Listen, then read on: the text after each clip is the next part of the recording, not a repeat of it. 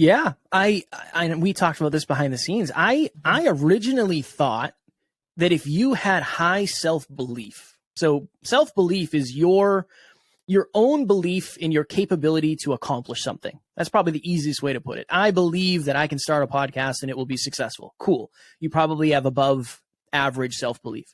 I thought if you had high self-belief, you were good. You were off to the races. Everything else is gravy. As we got, and full disclosure, I did not start this journey with self-belief. So I was low on self-belief and I was low on self-worth. I just didn't realize that. So a few years into the journey, we started understanding our listeners.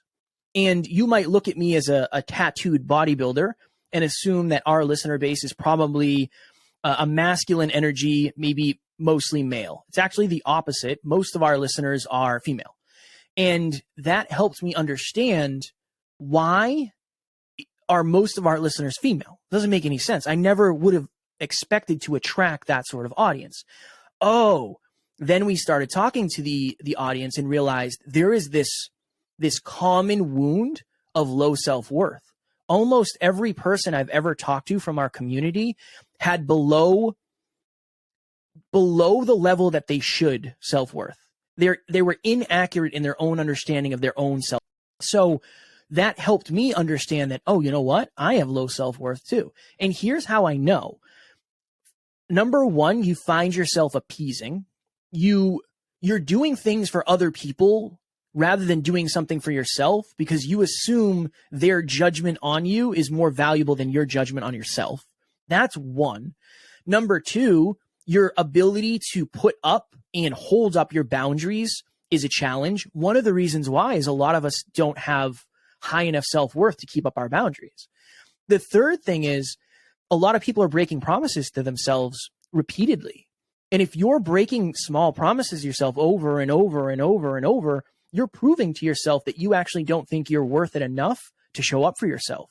So that's something that we've seen so often. And now it makes sense to me why a lot of people are struggling to accomplish their goals, because there's a lot of people out there with high self-belief that are saying, do this.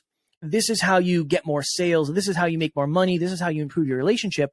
When for so many of us, the reason we're not succeeding at the level we want is the internal stuff.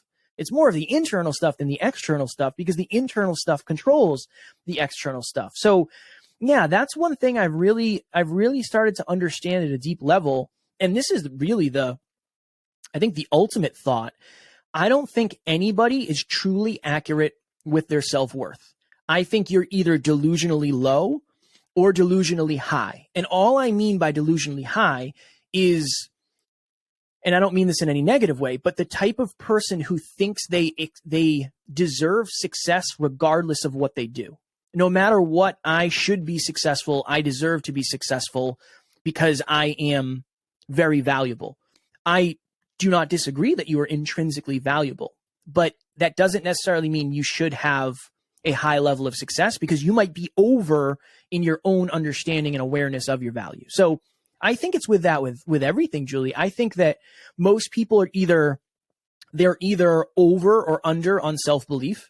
They just don't know it. I meet people and I sense entitlement. I check in with this. And then I just start looking and feeling and just being present and saying, okay, let me check the words that they use. Let me listen to the examples, the stories. And from what I've seen, usually entitlement comes from very, very high over self-worth. So that's another way to check in. Like, am I entitled?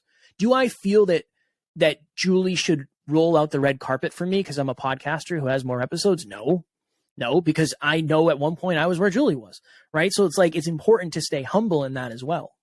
I love that because I was just thinking the fulcrum, like, because you can go high or low. The fulcrum, the middle point is your gratitude. Because if you appreciate all the gifts you have, you don't necessarily expect that you're entitled for more because you have so much already.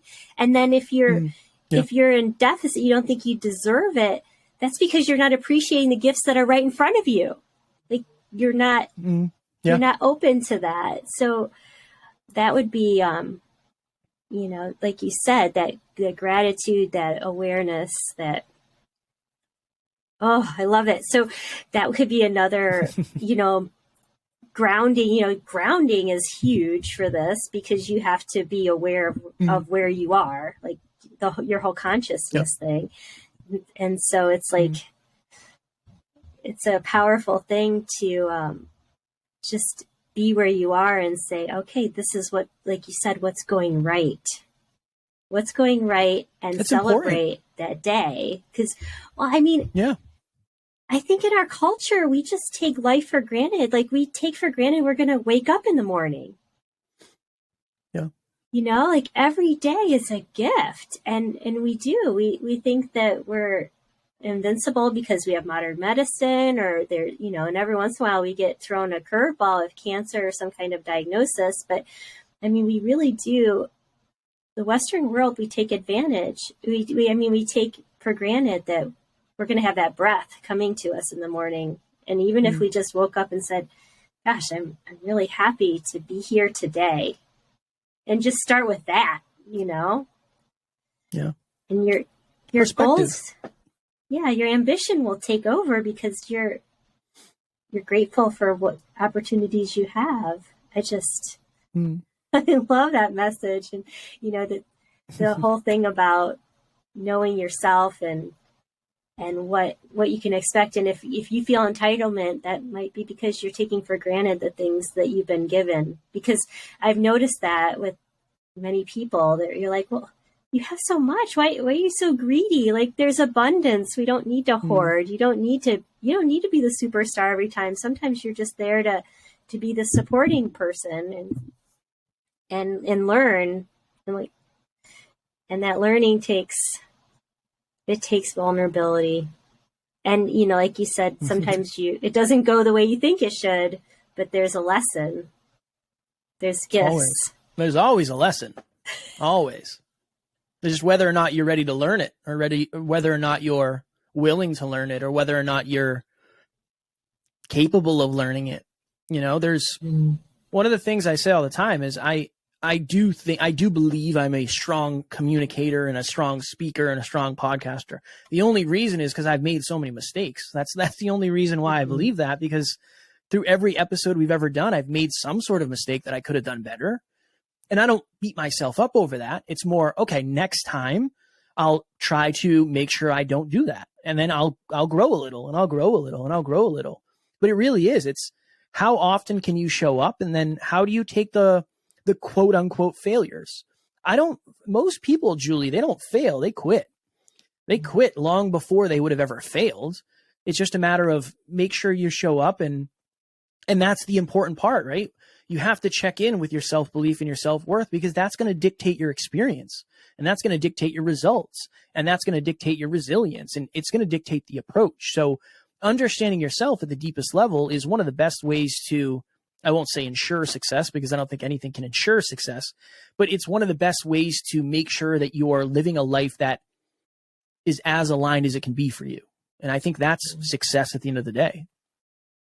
And it makes it easy to switch gears. Like, it didn't go your way, then just make a different choice. You know, like I think we try to make it so complicated sometimes. Like, no, that didn't go, just, you know, like you said, learn, move on. You didn't like the way you scolded your son, then tell him you're sorry and just do it a different way. You know, you know, that admitting that you made a mistake is such a huge thing, because everyone's like,